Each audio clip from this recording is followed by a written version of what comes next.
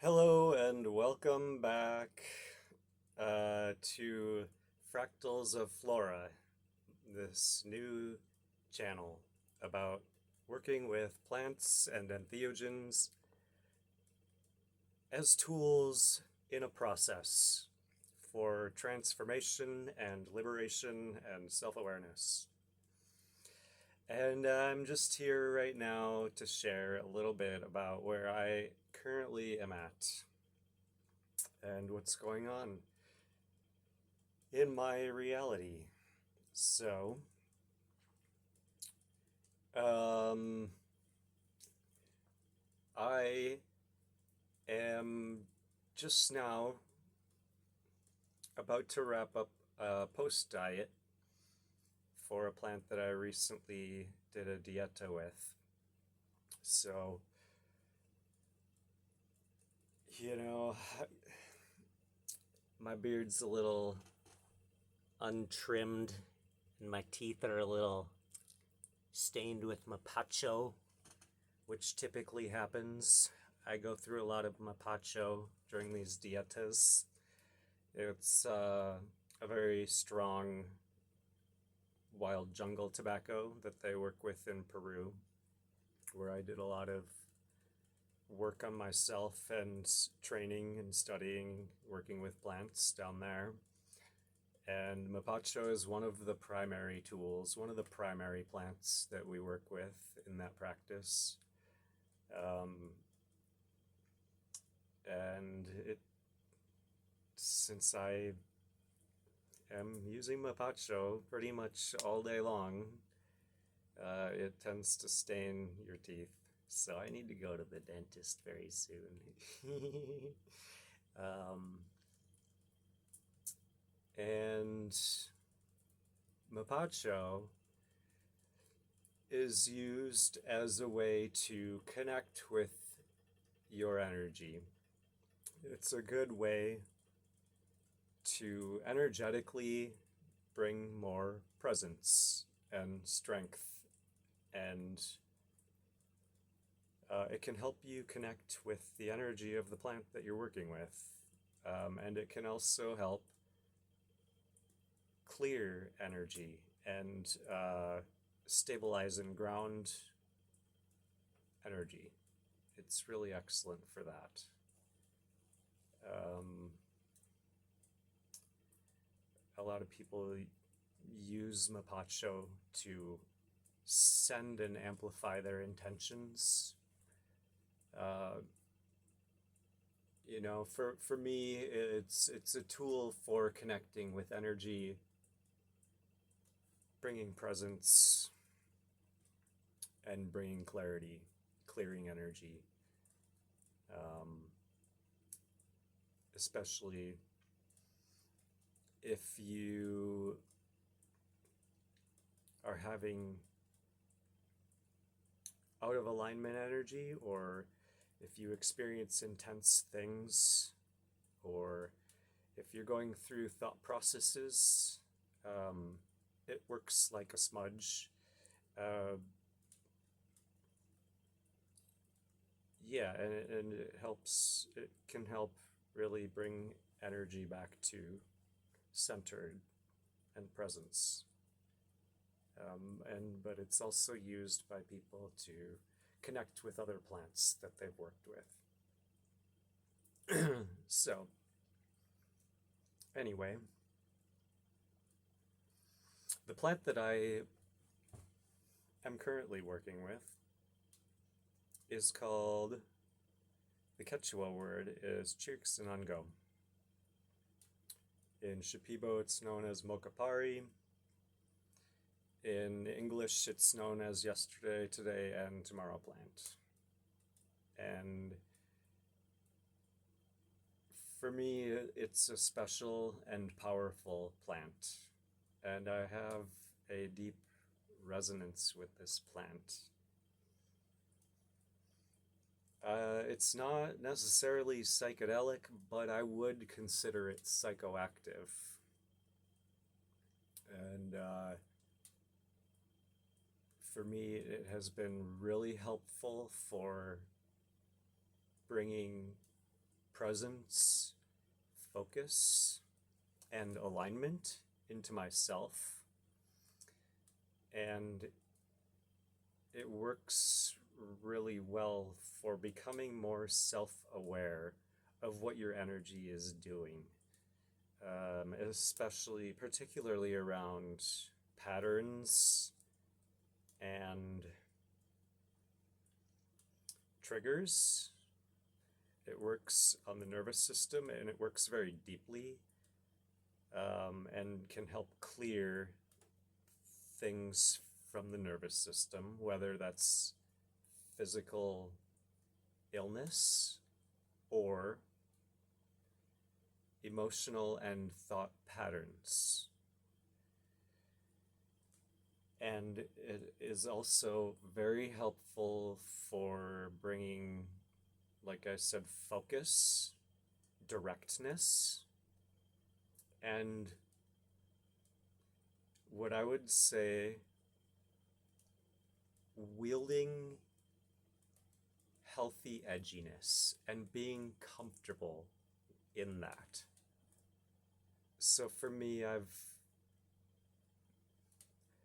always kind of had an edginess to me. I mean, I've had other aspects too. I'm all the things, but including my other aspects, the softer parts of me, I've always had a pattern of being a little edgy. Kind of like doing and or saying the things that might make people uncomfortable, like being really direct, being more honest than most people are used to, because, well, at least where I grew up and, maybe in the culture in general, like people are a little, we don't want to cause waves too much. People tend to not speak their whole truth, or, not say what they really mean because they don't want to offend anybody. And I've always been a person that has been like, well, if truth is the game, if truth is the way you're playing the game, someone's got to share, someone's got to say it. And if y'all are just gonna, placate each other and try to make each other comfortable, I might as well be the one that has to say and point out the things that other people don't want to hear. And, it's been a process to learn how to do that in a healthy way, in a way that doesn't just really make people upset and just offend people, and Drake has been, for me, excellent at teaching me how to ride the line between what degree of directness is helpful and when it goes over the line into, I want to say, offensive or unhelpful, but it's actually about an energetic thing for myself, where I can feel if my energy gets out of alignment when I'm sharing something that is very direct and edgy. It's like my energy, my feathers get ruffled, and then I'm just like in a like this intensity that kind of throws my energy into where I'm not clear within myself about what's happening, and then I question and doubt myself, and then I feel a little like self-conscious, like, oh shit, maybe I shouldn't have said that, or maybe I was being a little too intense. The person was being kind, and I just, you know, made them really uncomfortable. And maybe I want to lose a friend or something over it. I don't know. But in my experience in this dieta, the plant has been teaching me how to ride the edge of being edgy. And that has been just such a beautiful lesson for me to learn, because I kind of enjoy the edginess. I kind of enjoy being the one who will speak the words that people don't want to speak or hear. And I've always been a person, I mean, since I was 18, I have been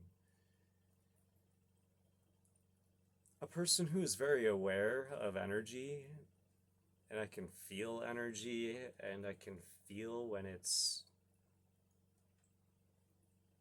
when I'm in my power, and when it's off, when I'm like agitated or indulging in something. So it's been a wonderful teacher for me. The focus and the presence and the clarity that it brings has been really a beautiful experience for me. Sort of like being in alignment, like truth, like kind of teaching me how to do exactly what needs to be done. Procrastination, no putting it off, or trying to avoid responsibility for it. It's just this directness, like face the energy and be it, and express it, embody it exactly how it needs to be embodied. Don't shy away from it, don't pull back, don't hold it back, and don't indulge. Don't go too far where you are just frazzled, or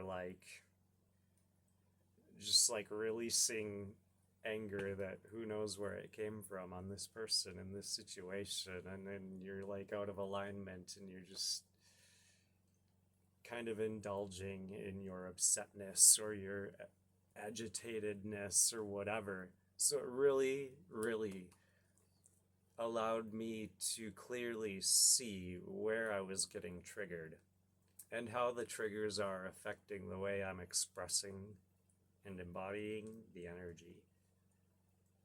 So that has been so beautiful for me. I love it. And Chirik, I'm gonna keep working with you, and it's a plant that I'm willing to make sacrifices for. It's a plant that I really feel a connection with. And it's also a plant that cleanses the nervous system on a physical level. And it has a very powerful somatic effect. When you take the medicine, you can feel it moving through every nerve cell in your body and changing it, and you can feel the energy flowing, and you can feel things opening and clearing. Like it really clears blockages, holding patterns. It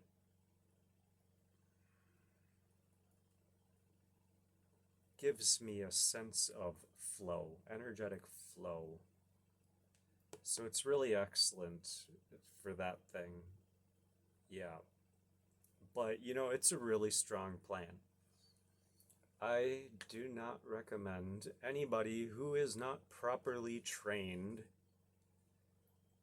to try to work with this plant in any way other than flower essences, right?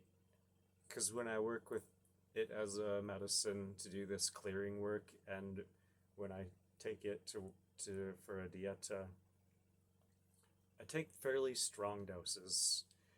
I am saturating my system, getting the plant as deeply into my system as possible. And it's a it's an intense experience. So that's where I'm at right now. Um, but I also want to share a little bit because I'm using the word dieta, and maybe some of you have no idea what I'm talking about. So why don't I just share about what that means and what this process for integrating these plants and working with these plants on such a deep level is. What is a dieta? So for me, a dieta, and that's the Amazonian term for it. That's what they call it when you're in the jungle in this region of the Amazon. And it literally translates from Spanish to the word diet. But it is nothing like what we in America call a diet. Has nothing to do with going on a diet, other than the fact that you are on a very strict diet during it. But a dieta is so far from just being a typical diet. So, when you're working at this level, in this capacity with the plant, to allow the plant to saturate your system, to really learn how the plant works in someone's system, and by the way, that's the point of a dieta, is to get the plant saturated in your system so you can understand how it works.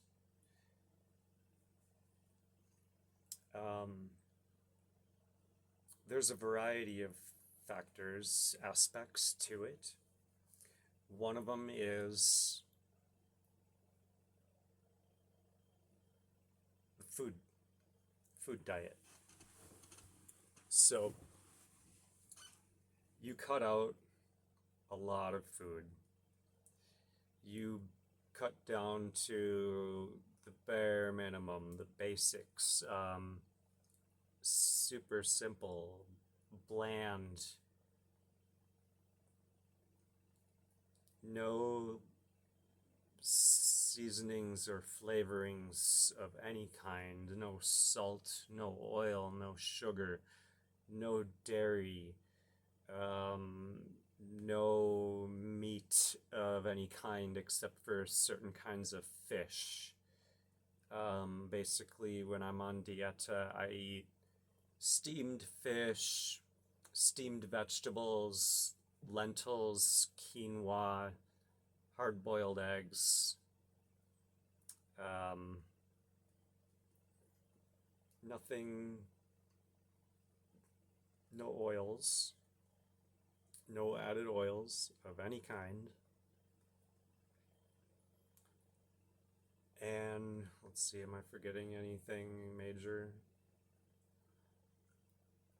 Anyway, you're cleansing the palate. You're creating a space.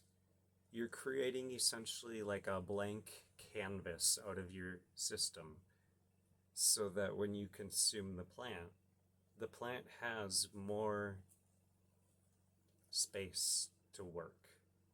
The plant has a blank canvas to paint itself all over your system.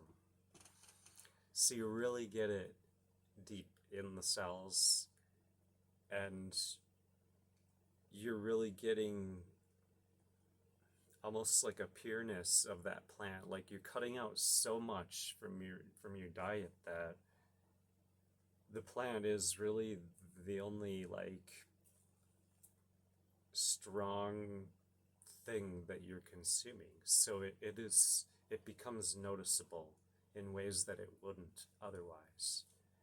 Um, and part of the dieta is also not just ingestion of food, but also what you ingest emotionally and psychologically. This includes the atmosphere you allow yourself to be in. So ideally and traditionally, you are isolated and you are only around other people that carry or are on dieta. Other people that are doing this work. You wouldn't generally be wandering around in public interacting with other people. One of the traditional things that you cleanse is physical exchanging touch and eye contact. So I don't share touch with anybody during this process. I keep my energy to myself. I keep it as clean as possible. Again, so that you are experiencing as much of only that plant as possible. No eye contact. If I have to go into public, if I have to go to the grocery store, I wear sunglasses. And I tell people I'm not sharing touch right now. And you also don't need to be weirded out about the fact that I'm wearing sunglasses in the grocery store, because I'm not sharing eye contact with people. You can look at me and you have no idea that I am not looking in your eyes. I'm like staring at your mouth or your chin or something, you know? And with the sunglasses, that's just a little trick that I have discovered for myself that allows these social interactions that are sometimes necessary to be way less awkward. Try going into a grocery store and running into a friend and you're like staring at their neck the whole time. They're trying to talk to you. And it's just, even if they know, it just is awkward. It's like the habit, the pattern is you want to, the eye contact is such a habit. It's such a natural thing to do. So the sunglasses really help. It helps me on a psychological level is what it does. And it protects my energy from people like reading into my face too much, like looking at, because other people can look into my eyes even if I'm not looking into theirs, and there's still like energetic exchange that happens there. And I mean, there always is if you're interacting with people, but like it doesn't go as deep if you don't share that direct contact with people. So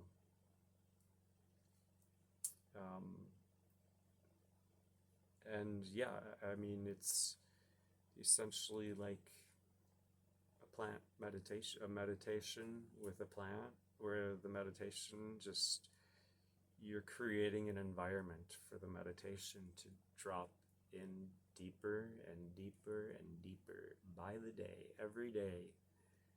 It's new aspects of the plant show up in your system. And I call it, by the way that I refer to it is as an energetic signature. You are learning to integrate and embody the energetic signature of this plant.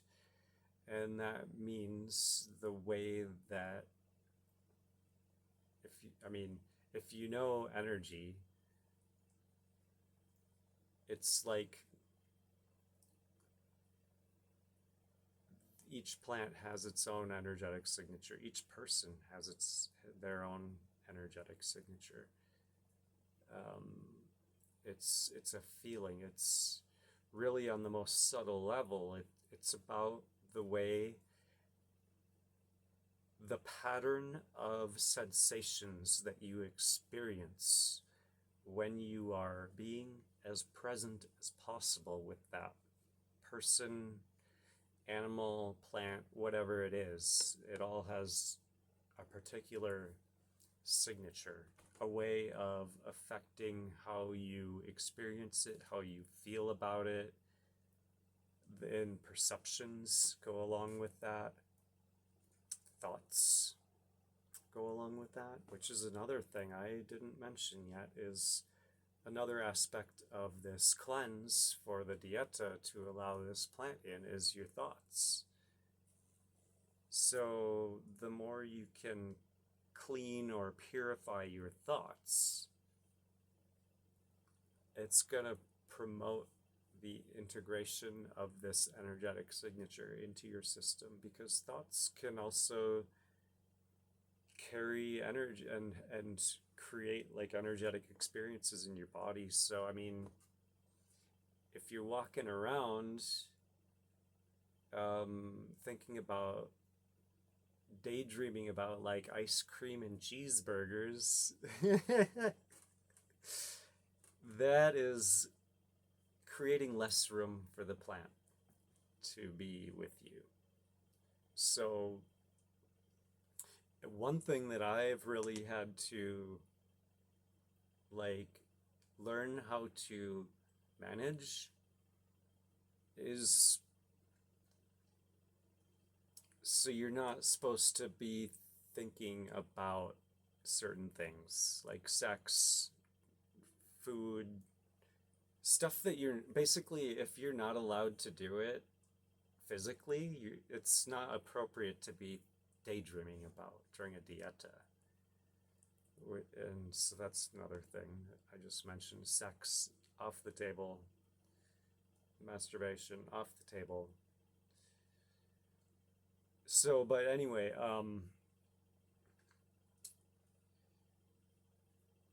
the thoughts, the purity of the thoughts. So I went through a thing with it where I was like, yeah, but they just come, and suppressing them doesn't feel right. Like forcing, like, oh shit, there's another thought. Make it go away. Can't think that. It felt too much like suppression to me.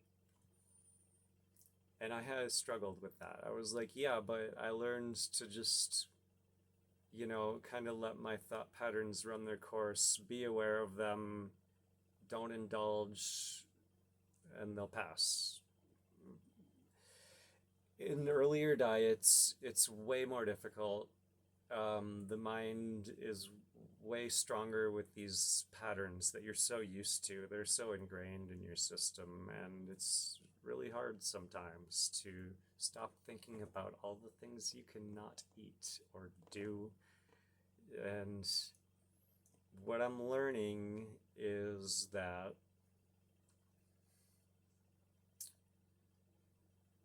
it's not about forcing the thoughts away. It doesn't need to feel like suppressing them. For me, that didn't feel right. It didn't feel in alignment to have like an aversion to the thoughts. And it gets easier the more you do it, because the thoughts become less strong. They have less energy, less power. In the beginning, it's more challenging. But for me, it's like when I am having any thoughts like that, first step is to become aware of the fact that it's happening. And once you become aware of the fact that's happening, you can be like, okay, and I'm not supposed to be having these thoughts on dieta, but they're coming, they're here. What I'm doing, what I learned to do, is look for breaks in the pattern, look for gaps in the pattern. And once there's a gap in the pattern, like a break in the rolling thoughts, you catch it. You catch that break and you take opportunity. You take it as an opportunity to redirect yourself. You become aware of the thoughts. Essentially, you become aware of them. You remind yourself that that's not what you want to entertain right now. You don't want to feed those thoughts. And you redirect your mind. Instead of forcing them down or away or like creating an aversion to them, you wait for a natural break in the cycle and you redirect them. You become aware of it and you redirect. And you supply yourself. You cleanse yourself with tobacco, smoke. You smudge yourself, essentially. And the more you do that, the more you keep redirecting the thoughts, the less strong they get. They lose power. And the easier it gets to redirect them in turn. So that's what I've learned about that. That was such a super helpful thing to learn, rather than just being told, don't think about that. Don't think about food. Don't think about cheeseburgers.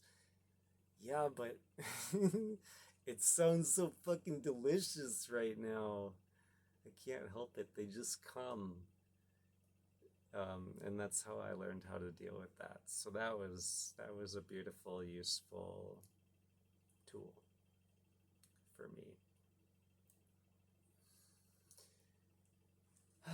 All right, well, for now, I think that's enough for now. I'm gonna keep making these videos. I'm gonna keep sharing bits about my practice. This one was a little talky. I think not all of them are gonna be so talky. But I want to share all kinds of interesting things about this process and the way I'm working with the medicines. And I have a special interest in entheogens, so we're gonna get into that at some point. And one of these days I will take y'all on a little tour of the retreat center that I'm creating out here in the forest. It's a beautiful piece of property, and we got animals, we got gardens, we got interesting characters out on the land that I want to introduce you to.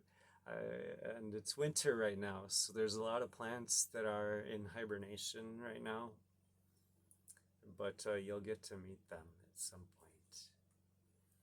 Yeah. Anyway,